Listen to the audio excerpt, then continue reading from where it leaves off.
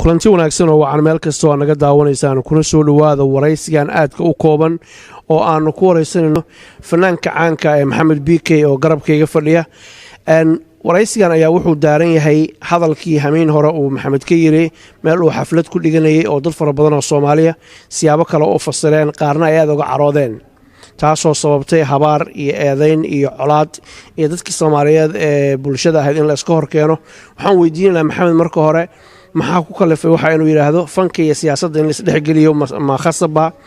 iyo waxa u qorshaysan mustaqbalka dhow iyo kan fog baa jilaayada Maxamed soo dhaw TV Universal markaa Cabdi Xafid aad baad u mahadsan tahay Allah ku casumo ummadda Soomaaliyeed meel kasta joogaan inay daawanayana aad baan u salaamayaa waxaan cod dheer tacsi ugu dirayaa inna lillahi wa inna ilayhi raaji'uun dadkii naftooda ku waayay qarax ilaahay dhibtahay naga kor qaado tacsida horta waan dirayaa mar labaadka si xun wuxuu sheeg sixir wuu ka daran yahay dab munaafaqshaday muumin baa ku gubta anigu hadal wanaagsan oo tacsiye baan diray dabadna dad ba ka faa'iideysto xagga kale ka rogay waxaan taageerayaashayda iyo ummadayda Soomaaliyeed meel kastay joogaan ummadayda Soomaaliyeed meel kastay joogaan waan idin jeclahay idinkana waan ogahay inay jeceshiin waan ka raali gelinayaa sidii intii khaladka u fahantay waan ka raali gelinayaa muqdisho xaal baan siinayaa mar dambe iyo mar horeba Maxamed tacsi baad dartay dabcan waad ka daqnatay iminkana waad iga sheegay hameen horena waad sheegtay xalana waad iga sheegay dhibaatadii ka dhacday muqdisho iyo dadka Soomaalida ku baaba'ay dhibaatada soo gaartay inaad ka tacsiinaysaa ka xuntahay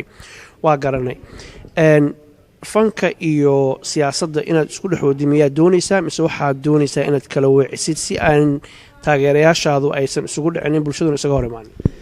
Cabdi Xafid aad baad u mahadsan tahay adiga iyo Universal TV ba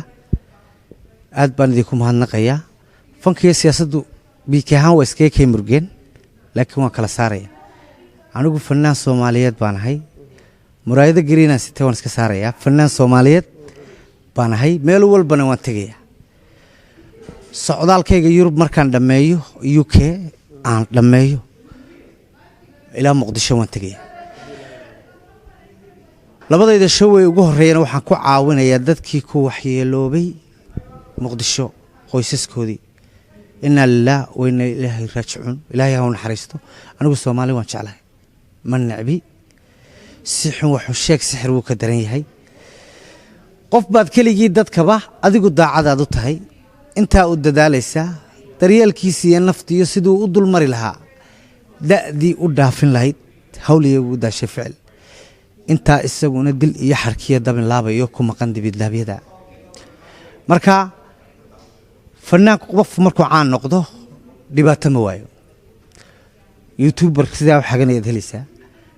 beel si journal wax si khaldan loo gelinayaad arkaysaa laakiin qof la hadalaya waa qofkii jira in badan baan habaariyo wax arkay social media ma isticmaalo laakiin uurka iiga duceeya oo habaarkii duco iigu bedela inta la sii noolaanayaaba waa mudee anigu mar walba fanaan Soomaaliyeed baan ahay meel kasto Soomaaliyeed laba ballan waxaan ku qaaday in labadayda adinto ay uga caroodeen hadalkaagi siyaabo kala duwan baa loo fasiray bulshadii Soomaaliyeed oo aan is haysan ba dhibaato ay dhaxtaala fursad waxaan ku siinayaa sharciga dadka Soomaaliyeed ku daawanaya malaayiinta fanaanka u tahay ninka Soomaaliyeed u tahay inaad ka raali gelisid wixii dhacay soo dhaw Cabdi Xafid aad baad u mahadsan tahay waxaan u mahadnaqayaa adiga iyo Universal Adnaan oo kabarday naga duubayo nin qaali ah Barasaab iyo Cabdi Waasac oo niman qaali ah oo showgii muhiimka ugu horeeyay rag lahaa oo in la fadhiya dadka Soomaaliyeed waan ka raali gelinayaa deenu weyn ciidamadu ka dhacda khaladkuna waa la ismoodsin karaa igu tuurade markii hore ciidamada waa igu tuurteene igu tuura anigu siyaasad dambena kuma jiro ballan waxaan idinku qaadayaa meel kastoo Soomaali joogto inaan idinku imaado وانا idinka raali gelinaya I love Muqdisho xalna waan siinaya intaas ayaanu kusoo gabagabaynaynaa haddii ilaahay yidhaahdo waraysigan aadka u kooban ummadda soomaaliyeed qof aan khaldamin ma jiro maxamed waa maqlaysaan raalli kama ihi buu yidhi wixii dhacay waa ka xumahay ilaahay baan khaldaminin shicibkaas soomaaliyeed ee walaalaha isdugsanaya colaad iyo dhibaato yaan la dhex dhigin yaana laga faa'iidaysanna xumaan loo fasirin qof aan khaldaminin adduunka ma jiro walaalka hadduu raalli ku yidhaahdo madaxaa la saartaa aad baa u mahadsantihiin maxamed aad baad noo mahadsantahay thank you cabdi xafid